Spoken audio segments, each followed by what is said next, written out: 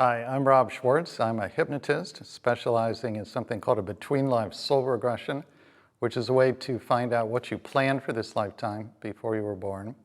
And I'm the author of 3 books, Your Soul's Plan, Your Soul's Gift, Your Soul's Love. The premise of all 3 is that we plan our lives, including our biggest challenges, before we're born. So in the books, I go through all the major challenges we face here in the Earth School one by one, and share true stories of why somebody actually planned to have those very difficult experiences. Hi, I'm Liesel Fricke. I'm Rob's wife and partner, and I channel a collective consciousness that Rob and I affectionately call the beings of light. What is the soul? I think of the soul as what you could call a spark of God. And the personality, that would be everyone watching this conversation, would be a spark of the soul. So the personality, you and me, everybody on Earth, that's a portion of the soul's energy placed into a physical body. Well, I think that the soul is the source energy that you have come to be most identified with. But I would also say that you are even more than the soul, because you always are the entirety of source energy. You always are the entirety of the universe. And so from one frame of reference, we can say that I have a soul and you have a soul, and everyone has a soul. But from another frame of reference, from a really aerial perspective, there is just one being here, and it's me, and it's you, and it's everyone. And we are all completely interconnected and functioning as this one being that is essentially love and light and consciousness itself. What's the difference between a young soul and an old soul?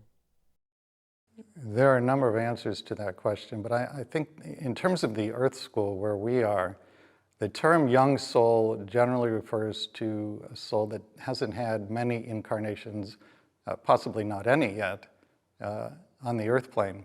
An old soul would mean the opposite of that, a soul that has had many incarnations in the Earth School. But would you say the young souls may have had incarnations in other worlds? As I understand it, all souls will eventually have incarnations in other worlds and in non-physical realms, in realms of experiencing pure emotion or pure thought. Everything you can think of is out there, and many things that you can't think of are out there. What is the soul's relation to Source/God? The soul is Source, and Source is the soul. So there's only one vibratory field in existence. And as Liesel was referencing earlier, there's just one being in existence. There is no separate self. So the soul is God, God is the soul. So, there's an analogy that I've heard a lot of people use to describe the relationship between the soul and source energy. And it's like if you think of source energy as the ocean, then the soul is like a wave on the ocean. It's never separated from the ocean, but it has its own form in the ocean. And in this way, your soul is always immersed in the ocean of Source. Mind, body, or soul? Which is the real us? I would say that the soul is the real us. Definitely not the body, which is essentially just a vehicle to transport you around the Earth school during the time that you're here. Now, when you say mind, I think that there are two minds, what you could call the lower mind and the higher mind. The lower mind would be the ego mind. That would be what we call the false self. That's the voice that's chattering inside people's heads all day long, almost always saying things that are not true and also not helpful. The higher mind would be the one mind, the mind of the true self. We all share that. Generally, though, when you're incarnate in the Earth school, the ego mind, the lower mind, is chattering so loudly it blocks out the higher mind. But the higher mind is still there all the time. It's just that the average person is not aware of its presence. Yeah, I think it really depends on whether, when you use the word mind, whether you really mean the brain or whether you mean the consciousness behind the brain. And so I think the consciousness behind the brain, the awareness that is basically animating the brain, that is also the soul. And so there's crossover there. But if you're referring to the mind as the brain, or as you talked about as the egoic all the egoic mental chatter, then definitely that is secondary, because you first have to have consciousness before you can have anything else. You have to have consciousness. It's the substrate before you can have a body or a mind, etc., that consciousness then moves into and uses as a vehicle in this world. Are human incarnations voluntarily chosen? My understanding is that nobody is ever forced to reincarnate. I know a lot of people believe that. I've researched many people's pre-birth plans extensively, in depth. I've never seen a single example of somebody who was forced to reincarnate against their will. Now, something that comes up here sometimes, people who have near-death experiences will say that they were told to go back. And my understanding of what's happening there is that they then agree to come back, but they often don't remember that they agreed to come back. So even with the near-death experiences, I understand it, it's always something that's in accord with the person's free will. Nobody is forced to do anything. A basic metaphysical principle of the universe is that free will is sacrosanct. I think an important thing to remember, though, is that your perspective on the other side is very different than your perspective when you're here in body. And it's not necessarily that the personality or the egoic self is on board with the incarnation. It's that from the perspective of the soul wants to come here and have, this incarnate experience and wants to take on, whatever the conditions are in your life. So there can be a disconnect between what the egoic self or the personality thinks and feels about being incarnate and what the soul thinks and experiences and desires with being incarnate. What's the purpose of life on the physical plane? The bottom line purpose of life on the physical plane is that all of us, without exception as far as I know, are learning lessons in how to more freely and fully give and receive love. There are many permutations of that lesson, but that's the common denominator underlying all life lessons. The purpose of life on the physical plane is really to wake up, to awaken to who and what we truly are, that we know when we're not in the physical plane. We want to know that while we are incarnate. So we want to remember that we are the essence of love, and everyone and everything around us is the essence of love and light. We want to remember that while we're here in body. And we've given ourselves, a big challenge, because there's a lot here in the world that looks like not love. There's this sense of separation that we have. And so we've given ourselves this big challenge by coming into body, by being in this seemingly separate form where I seem separate from you. And the desire on the part of our soul and the desire on the part of Source is that we will wake up and realize that this is just a temporary vessel. This is just one iteration of Source in form, and that I am not this temporary vessel. I am the consciousness that has always been here, the awareness that has always been here, that will never be born and will never die. And Source wants us to have that knowingness while we are in physical body. Many people experience challenges while living in a body. Does the soul seek such challenges, and if so, why? The soul does seek challenges on the earth plane.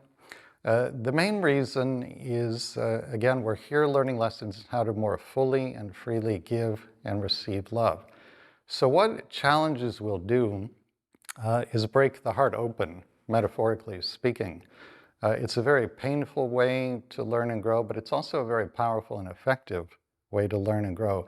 And once the heart is broken open, meaning whatever defensive armoring might be there is let go of or released or dissolved, then the heart is open to give love, the heart is open to receive love, and that's the experience that the soul wants on the physical plane. A lot of what I've seen in my research of people's pre-birth plans has to do with divine virtues. So what is a divine virtue? A divine virtue is a quality that is very important to the soul. And what I found when I researched my books, I actually had the opportunity to go into people's pre-birth planning sessions and hear the conversations that had taken place when they planned their biggest challenges. And I noticed over a period of time that a lot of that conversation revolved around a soul-level desire to cultivate and express, while in body, certain qualities that are very important to the soul. I gave those qualities the name divine virtues. And over a period of years, I put together a list of the ones that came up the most often. I think there are now 28 on the list. These are things like unconditional love, compassion, empathy, patience, faith, trust, and so on. The average person, as I understand it, is working on 2 or 3. And from a pre-birth planning perspective, the challenges that you plan before you incarnate are viewed as providing both the opportunity and the motivation to cultivate the virtues. Then the other half of the life plan is to take the virtues you've cultivated and are expressing and offering to yourself, and turn them outward in service to others. Service to others is a component of literally every single pre-birth plan I've ever looked at. It's always there in one form or another. Do souls have more than one incarnation, either on Earth or elsewhere? As I understand it, souls have many, many incarnations, both on Earth, in the Earth School, and in many, many other physical places, planets. And then there are non-physical, we wouldn't call them incarnations, but non-physical lifetimes. There are dimensions that are all thought, all feeling, all color, and you go to all these different places and non-places and just have one experience after another after another. That's essentially what we're doing as souls. We're just seeking out different kinds of experiences, partly to expand ourselves and partly to extend love. The idea is to paint with love, so to speak, wherever you go, whatever you're doing. I actually, most of my sense of my past lives, when I have recollections of my past lives. They're actually not on this planet. I've had a whole bunch of different images and feelings and sensations of lifetimes not here in beautiful, beautiful worlds. In one of my favorite lifetimes in another realm is this lifetime that I call it the seaweed of light planet. And in this lifetime, I just remember just being this light that just is rooted in one place like a clump of seaweed and just moves and just flows like ribbons of light. And you're in this field of multiple, clumps of light that are just rooted, moving. And it's just so beautiful. You just are. There's no need to do anything. There's no need to think anything. You just exist as this light just moving back and forth. Does the soul plan its incarnations ahead of time? The soul does plan the incarnations ahead of time. The planning, for the most part, is done by laying down general karmic tracks, so to speak, general themes that are going to be explored in the lifetime. And then, depending upon the individual incarnation, sometimes it's left just as that, and then the personality has a lot of leeway within those karmic guidelines to paint as they would like to. Sometimes the planning is much more detailed. It depends on what the specific intentions are for the lifetime. It can be very detailed or left more open-ended. I think the primary motivation on the soul's part is to have the experience of giving and receiving love, to know itself as love in form. It's one thing to know yourself as love when you're not in form, when you're not in the physical, but as I understand it, for the soul to come into form, to come into body, and then give love, express love, receive love, to the soul that feels particularly sweet, we could say. I think that is the primary motivation. Now, when you ask, what is the soul thinking when the incarnation is planned or when challenges are planned, I don't know that I would use the word thinking. There is a logic to it, but it's not a human kind of logic. It's not human analytic linear thought. The soul communicates primarily through feeling. And what the soul wants is to, again, to give love, to receive love. Feelings are the language of the soul. The soul is looking for experiences where it can have feelings. And Earth is particularly fertile ground for having strong feelings because we have quite intense experiences here. Those intense experiences generate powerful emotions, and that's one of the things the soul is looking for. Yeah, the analogy that's coming to me right now is it's like when we're in incarnate form, it's like there's a mask put over us, like a blindfold. And what the soul wants, what spirit wants, is for us to really be able to take off that blindfold while we're here in body. And so as a soul is planning a lifetime, it may look back at its previous lifetimes and say, okay, I came in, I had this blindfold on, I poked a few holes in the blindfold, but where is everything still opaque? Where did I not manage to see through the blindfold in that past life? And in those areas where it was still dark, it couldn't see through to what reality really is, it plans a life to help poke more holes in that blindfold until eventually the point of it all is to basically disintegrate the blindfold. And as Rob, said, to wake up to the truth of the love and the light that we are, wake up to that fully while still in physical form. In terms of how the life is planned, my understanding is that the incarnation is planned by the soul in consultation with spirit guides, angels, masters, and God or source. The plan is created through conferring with all of those beings. Then the soul creates the personality, which again is a portion of its energy that will go into the physical body. The soul then informs the personality of what's in the life plan. The vast majority of people who are incarnating feel the overwhelming unconditional love coming from their higher self, coming from their guides. They sense great wisdom in the plan. So the vast majority agree immediately to the plan and then they incarnate.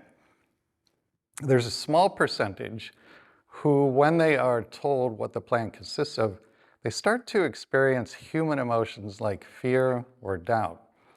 If you express fear or doubt, primarily that the plan might be too much, too ambitious, then you are reassured by your higher self and by your guides that this plan is for the highest good of all beings. It's based on unconditional love for you and all beings.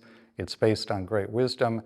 And again, as you're being told that, you feel this overwhelming unconditional love radiating from your guides and soul, and you sense the wisdom. So at that point, the vast majority who express fear or doubt now say, okay, I'm on board with this plan, and then they incarnate. But there's a small percentage of the percentage who expressed fear or doubt who continue to express fear or doubt. And if you do that, then the plan is amended until it's acceptable to you.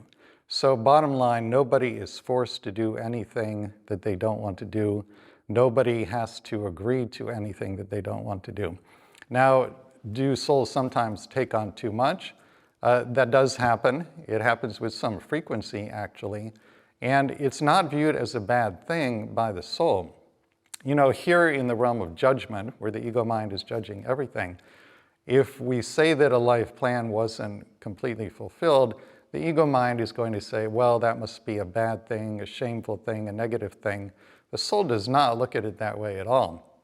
From your soul's perspective, if you don't do what you came to do and you don't learn what you came to learn, the only thing the soul feels about that is a sense of incompletion and a desire to complete in a subsequent lifetime what was left incomplete. But there is no judgment whatsoever on the part of the soul or on the part of any other being. Yeah, and I'd also say that sometimes you need that very sense of overwhelm, that sense of I've bitten off more than I can chew to motivate you to let go and surrender and wake up. I know that I needed that in my case. You know, if life hadn't basically just completely cracked me open and made it impossible for me to live in the way that I had been living, I would not have been motivated to let go. Sometimes it has to become so excruciating that you're motivated to surrender to something deeper within. Do we have soul groups that we incarnate with across different lifetimes?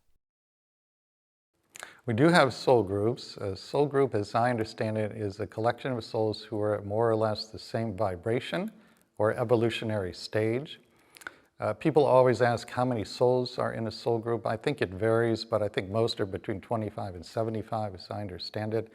You and the other members of your soul group have many, many incarnations together, and you take turns playing every conceivable role for each other. So you and the other members of your soul group will be brothers, sisters, father and son, mother and daughter, husband and wife, best of friends, mortal enemies, even murderer and the one who is murdered. And at the soul level, there's no judgment of any of these roles. Even the role of murderer is not judged.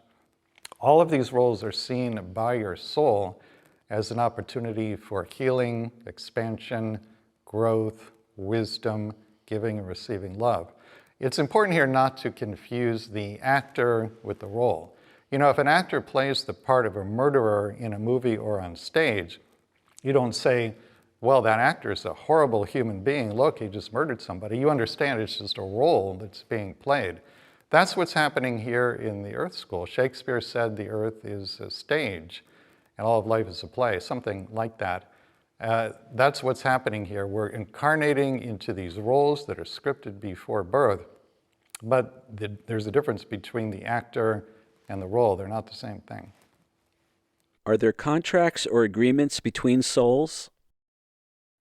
There are contracts or agreements, not in the sense of a formal written contract or even an etheric written contract, so to speak, but there are many, many agreements. Essentially, what happens in the pre-birth planning is that intentions are stated.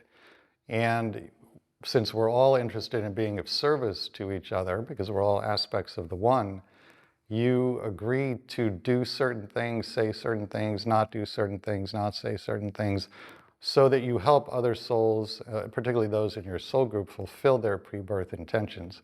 Many, many pre-birth agreements of all kinds. I would suggest, in regard to anybody that is a villain in your life or any difficult experience that you've had or are having now, ask yourself the question, if I planned this experience before I was born, why might I have done that? When you phrase the question that way, it doesn't require any belief in pre-birth planning.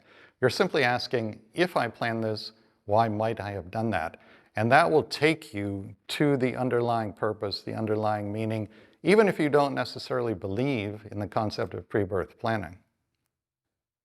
So the abuse that many people experience in the Earth School, the trauma that is inflicted by one person on another, that is part of a pre-birth agreement. And when you ask another soul to play that role for you, you're asking another soul who's in your soul group that you know quite well and almost certainly have a tremendous amount of love for each other based upon many past incarnational experiences. In other words, there's a lot of trust. If you're setting up a big challenge, let's say an abusive relationship, who are you going to put in the role of the abuser? A soul you haven't worked with in previous incarnations and established trust with, or a soul you love, trust completely, have worked with many times in many past lives, and you can trust them to play the role exactly as you're scripting it. I'll speak of a personal example. I shared earlier that I grew up in a very abusive family situation and that my mother has mental health issues. I had an experience earlier this year, a profound between the worlds experience, in which I would say about 75% of my consciousness was back on the other side, went home, so to speak, and about a quarter of my consciousness stayed in the body. So the part that went back to the other side, a lot of things happened while I was there, and we can talk about those as we go on. But the part I want to share here is that my mother showed up. Now, she's still in body, so I take this to be her soul, her higher self. Well, when my mother appeared in front of me, I just felt this overwhelming love for her, far more intense than any love I felt in this lifetime. And it was concentrated in the area of the heart chakra. Not only did I feel it intensely, but I kept saying to her, I love you, I love you, I love you. And there was just this overwhelming love between us. And this confirmed to me experientially something that I've known intellectually for decades now through my work, which is that these roles of abuser are given to the souls with whom we have the greatest love and the greatest trust, because we know that they will play the role the way we've scripted it.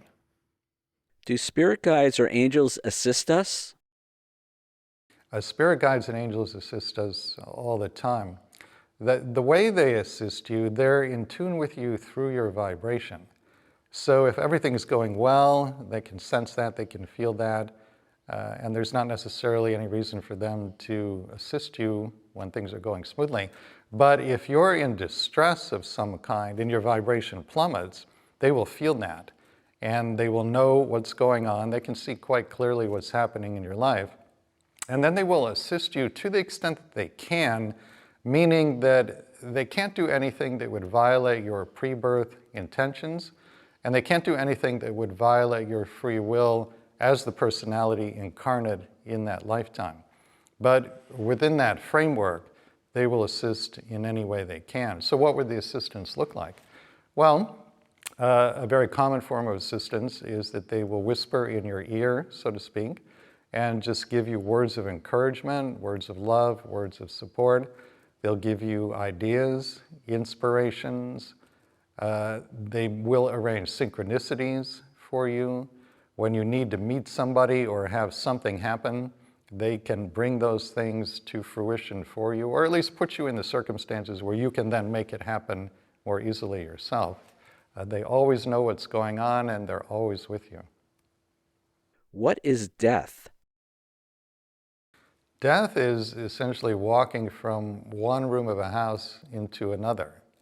You're walking from the room that is the earth school, and you're walking into the room that is the non-physical realm we call home. And, you know, people think of death as some kind of major transition, and they say, well, am I going to be the same person I am now after I've died? If you actually walk from one room of your house into another, you don't become a different person. You're still the same person you were in the previous room. What is the veil of forgetting, and why do we need it?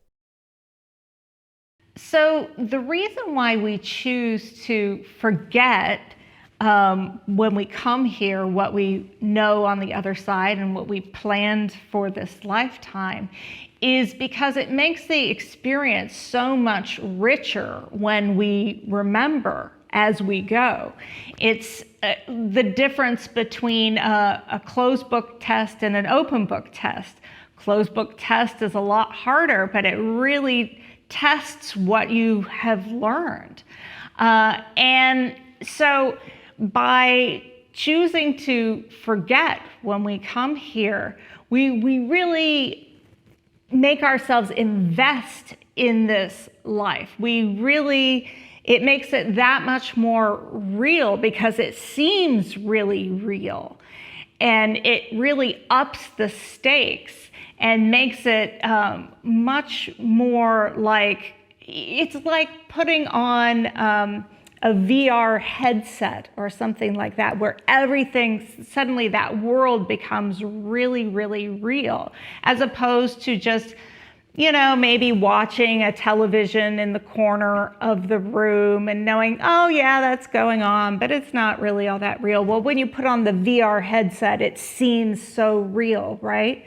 Well, that's what we do when we come here. We put on this VR suit that is our body, and everything in this physical reality becomes really real, and it becomes really high stakes.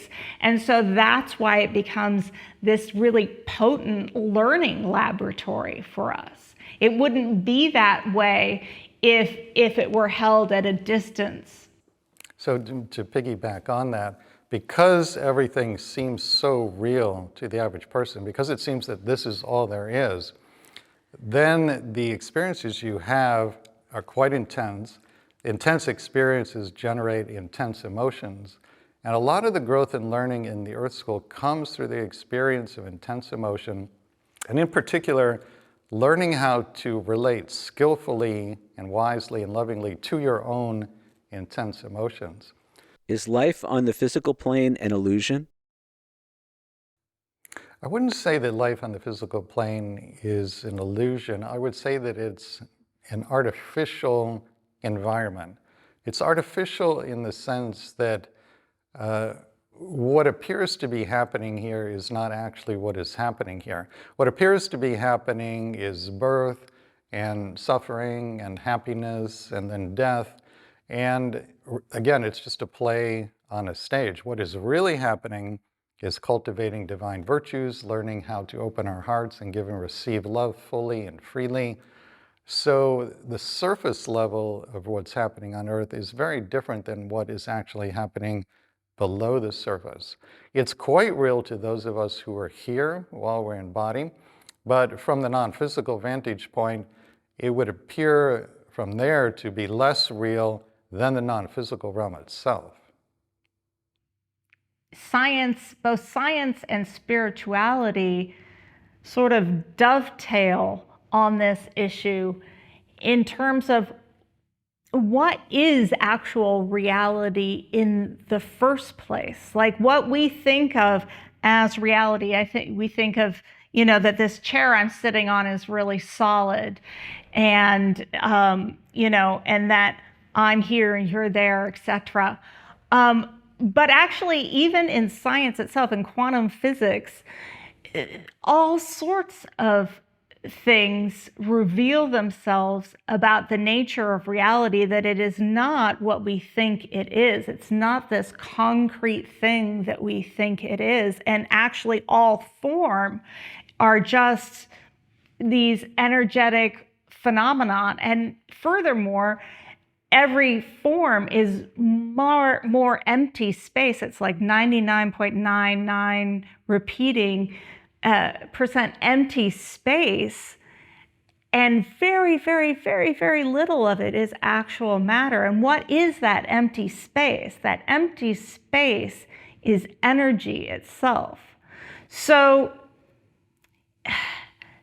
what I think is the illusion part of it is the fact that we, through our senses, we perceive things as solid, as, as these physical forms, when really even our scientists can point to the fact that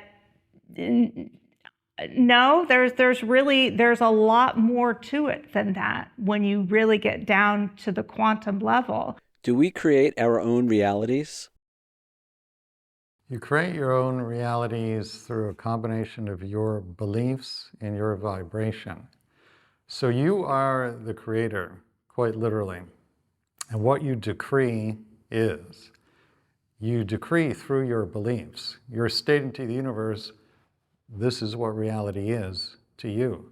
Since you're the creator and since what you decree is, your beliefs end up manifesting. That's why it's so important to root out and change false beliefs. You also create through your vibration. And that's why it's vitally important to monitor your vibration, try to be aware of it as much as you can be. You know when you're happy, you know when you're sad, you know when you're up, you know when you're depressed. Just keep an eye on it during the day. And if your vibration starts to dip, bring it up. Think the most positive, loving thoughts you can possibly think. Try to stay away from judgments. That will lower your vibration. What we do might be more accurately described as we filter our own reality. So there's reality out there, and then there's you here receiving reality through the filtering mechanism that is your personality, that is your mental and emotional conditioning. And so that filtering mechanism is cherry picking data to focus on out there in reality and highlighting that data. And then that is what you say is reality. But somebody else experiencing the very same thing, looking at the same raw data, might experience a very, very different reality because they're going to filter and pick up very different things than you do. Describe the life between lives. The life between lives state is our eternal home. So it's a vibration of oneness consciousness and complete unconditional love. You're not in a state of separation consciousness anymore. So you're still an individual, but you're very much aware of your oneness with every other individual. As I understand it, you can see 360 degrees in all directions at once. Spherical vision, you could call it. There is something equivalent to sex, but it's far beyond what we call sex here. It's a merging, a complete merging of two individual energies. I wouldn't even know what words to use to begin to describe that. We create homes, we take classes, we play games. The nature of the games on the other side is that there are no losers. Everybody wins. And the contribution that is most valued in these games is made by the players who do the most for everybody else. And part of the life between lives state is the planning of the next lifetime, which is what I wrote the books about. Are we judged or punished for our mistakes in the afterlife? We are never punished or judged by another being, but in the life review, some people do judge themselves. That can be quite common. So when you have the life review, as I understand it, you're surrounded by your guides, and you're in this environment of tremendous unconditional love, unconditional support, and you're shown the scenes from the previous incarnation, not in linear fashion, as a lot of people believe. My understanding is they'll take themes that you've worked on. For example, let's say a pre-birth intention was to cultivate and express compassion. So you'll be shown a series of scenes ranked by vibrations, probably starting with the lowest, in which you showed no compassion, then a slightly higher vibrational scene where you showed a little bit of compassion, all the way up to the greatest amount of compassion you showed. And the hope would be that more or less you're increasing in compassion, in vibration over the course of the linear lifetime. So you might look at that, and depending upon how you did, you might feel complete with having cultivated and expressed compassion, or you might feel that you didn't do as well as you could have done, and you might judge yourself. Now, in terms of punishment, it's not viewed as a punishment. You might say, well, I didn't deepen in compassion to the extent that I had hoped I would. So in the next incarnation, I'm going to plan such and such a challenge for myself in the hope that it will provide the opportunity and the motivation to cultivate greater compassion. To the personality, once they're incarnate, that challenge might feel like a punishment, but that is not the intention at the soul level. The intention is to provide the opportunity and the motivation to cultivate compassion. Well, I would say that a lot of times more of the judgment comes from oneself while one is still alive. There's so much love and compassion for us on the other side, from our spirit guides and angels, from source, from our higher selves, from our soul. But when we're here, we have, all our own thoughts and judgments about ourselves. And we can be really, really harsh on ourselves and, really condemn ourselves when this reality is meant to be a learning laboratory. It's meant to be a place where we do make mistakes and then we grow from those mistakes. But if you just beat yourself up incessantly over a mistake, then you don't give yourself that opportunity to grow and expand and move beyond that. So I would encourage those of you that are having a hard time forgiving yourself or letting go of judgment to remember that you actually are love itself. You and everyone are made up of the vibration of unconditional love. And so there's actually nothing that you can do or not do in this world that makes you unworthy of love, because you actually are love. And so it's important to, yes, learn from your mistakes and recognize when you have, in wrong behavior, but to also let it go and forgive yourself for what you have done, because it actually isn't who you are. You are love and light itself. Describe the life review. So in the life review, you are shown scenes from the previous incarnation, and you can immerse yourself in these scenes, not just as the you that you were in the incarnation, but you can immerse yourself in the consciousness of the people you interacted with.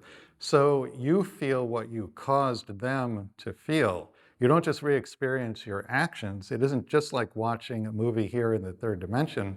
You feel what you caused other people to feel. If you caused other people to feel pain, to feel suffering, anything negative or difficult, you might feel remorseful about that. And you might plan something in the next incarnation to balance that. You might want to be on the other end of it, not as a self-punishment, but just to give yourself a complete 360-degree view of what that experience is all about. What is karma? Karma, as I understand it, is a feeling of unbalanced energy or incompletion. So to take an example, let's say that two people had a past life together in which one was ill and the other person was that person's caregiver. When those two people transition back into spirit and have their life review, they'll see the caregiving relationship portrayed in the review. At that point, they may or may not feel complete with the caregiving relationship. If they feel complete with it, then as I understand it, there is no karma, and they'll go on to plan something completely new. But if they feel incomplete with it, the feeling of incompletion is the karma. So let's say they feel that way, what would they then do to balance the karma? Well, the easiest thing is to trade places. The one who was ill plans the life challenge of caregiving. The one who was the caregiver plans the life challenge of illness.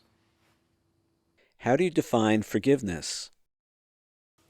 I think it depends on how much trauma was involved in whatever is being forgiven.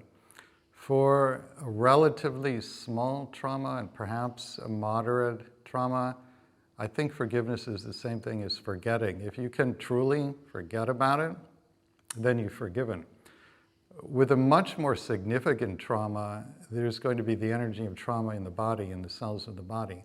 So even if you could somehow literally forget about what happened, you've still got to deal with the trauma energy that's in the cells of the body. And then in that case, forgiveness involves any number of possible healing modalities, whatever will be effective for that individual to release the energy of trauma. Well, I think how I get to forgiveness in my own life is recognizing that the person doing something bad to me or that has hurt me, that really is just their personality. That's really just this set of conditioned mental and emotional things that they've come to believe are them, and that has caused them to act in a certain way. But that's not really who they are fundamentally as another being. And so, if they hurt me in some way, shape, or form, they were probably doing actually the very best that they could given their mental, emotional conditioning that, was probably based in a lot of separation, a lot of pain and trauma of their own. I don't know all of their history of every experience in their lifetime. So they are probably actually doing what they feel they need to do in order to survive in the world or get what they need, etc. And that's just the surface layer of them. That's not who they are as a soul and as a being. And so I can, let that go and say, okay, that's just some conditioning playing itself out. I don't need to throw the baby out with the bathwater and condemn them as a I don't need to condemn their being for something that's just some conditioning playing out in them. Discuss the idea of oneness/unity and how we can apply it in our everyday lives. Oneness or union or unity consciousness is our natural state of being. So when we're back home in our non-physical home, we still retain our individuality, but we have the perception that everybody else is literally us. I would perceive that I am literally you. You would perceive that you are literally me. When we come into body, we lose, for the most part, we lose that perception. And that's part of the plan, that's part of the learning in the Earth School.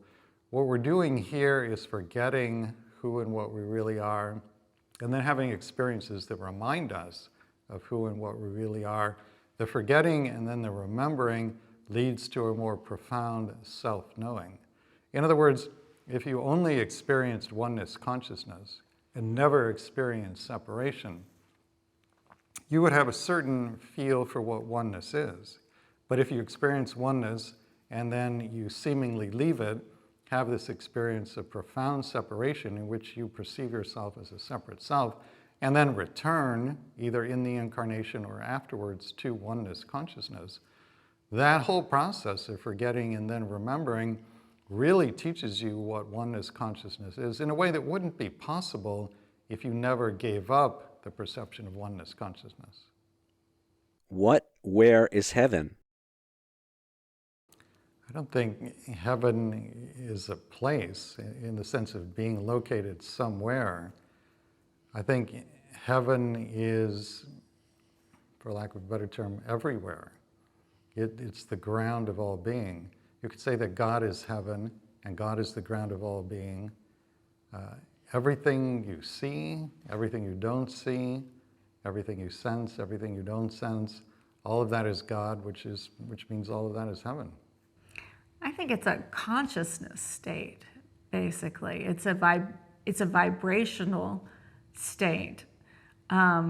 So, if we are perceiving reality as it truly is, the fundamental nature of reality, then even incarnate life itself will feel like heaven.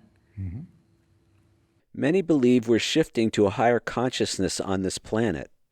Do you agree? And if so, can you describe this shift? Earth and everybody on the Earth, as I understand it, is going through an ascension process. That is the shift in consciousness. So what is ascension? Ascension is literally ascending or moving up in vibration. As I understand it, the planet has already moved from third density, or what some people call the third dimension, into fourth density, and we're on our way to fifth density, which is essentially going home while in a physical body. Fifth density is a vibration of oneness consciousness and unconditional love.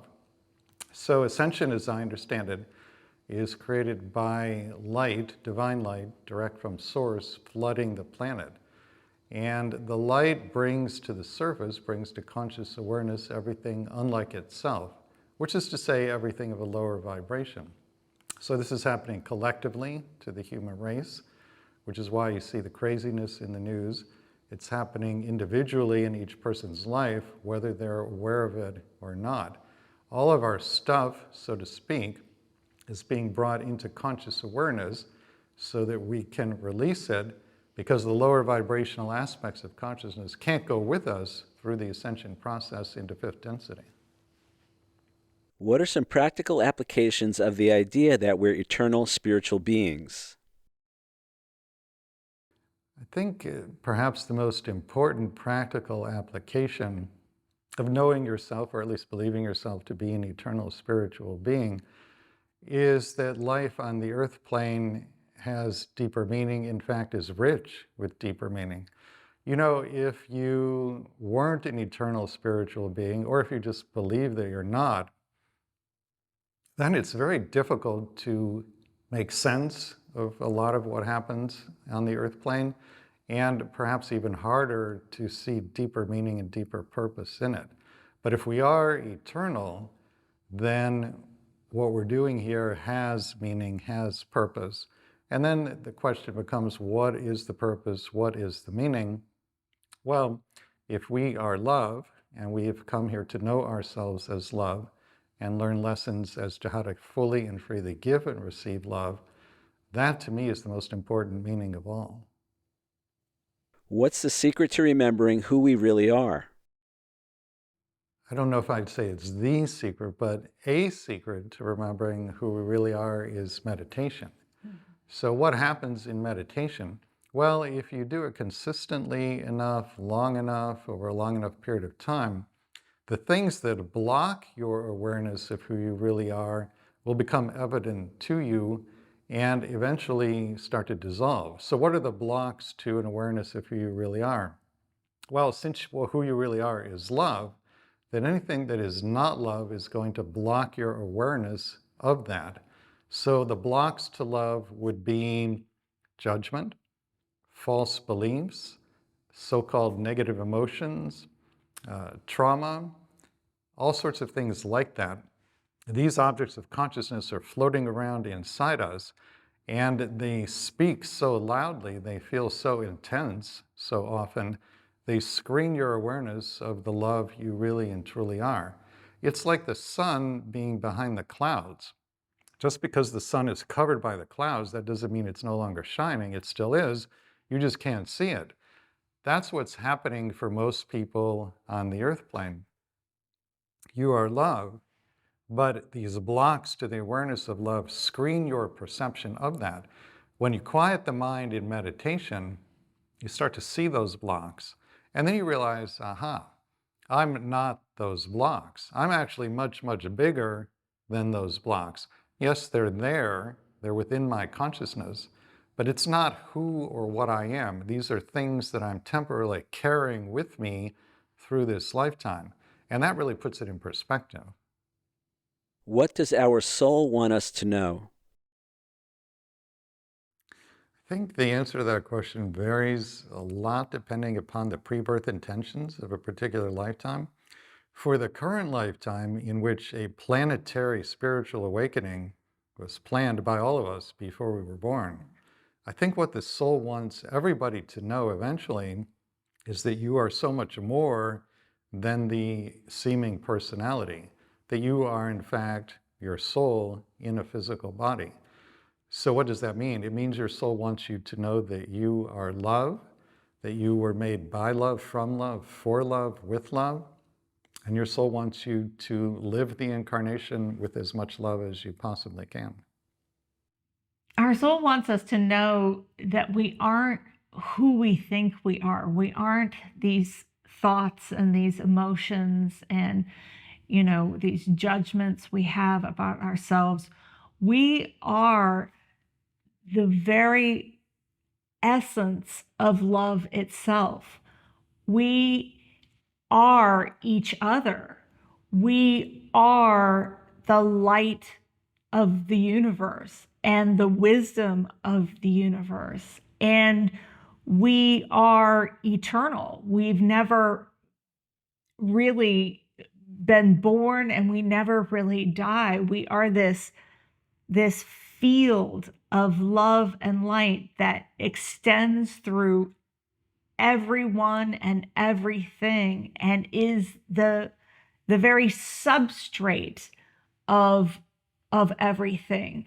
You could think of it this way: all form is built upon this substrate. The form that I have of Liesel will come and go. That's built on the substrate of who and what I am as the one field of love and light. And that's who and what you and all beings are. Is there a positive message or message of hope you'd like to leave us with? So everybody has an energy signature. Your energy signature consists of a combination of your unique color and your unique sound. This is how beings identify you in the non-physical. Names are not important as they are here. It's my understanding that after you've had an incarnation on Earth, when you return to the non-physical, the fact that you were in body on Earth shows up in your energy signature. So after this lifetime is over, as you're traveling around the universe doing whatever it is you choose to do next. Other beings will see in your energy signature that you were on Earth. And the reaction, as I understand it, is something along the lines of, "You went to Earth? Oh." And they're tremendously impressed. So I share that with you as a way of inviting you to be impressed with yourselves. It takes a tremendous amount of courage to plan an incarnation on Earth. It takes even more courage to execute the plan once you're here. The fact that you're in a body on planet Earth, that automatically places you among the most courageous beings in the universe. So honor yourselves and honor each other for being among the most courageous beings in our universe.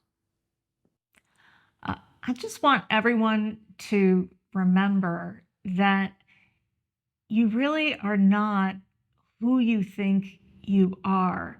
If you think that you are some collection of thoughts, if you think you are fill in the blank with a role that you play in the world, you are the love and light of the universe expressing itself in a temporary physical form. But you are that infinite, eternal love and light field. And actually, nothing that happens in this world can ever harm that or touch that in any way. It is inviolable. And so when you find yourself struggling in life, just go into your heart space. Just bring your awareness into your heart space and start to attune to that field of love and light that runs through you, because it runs through each and every one of us. And in attuning to that more and more and going deeper and deeper into that essence of who you are, that is where real peace comes. And that is where true safety lies. And that is where peace and joy are absolutely abundant, because they are your very nature.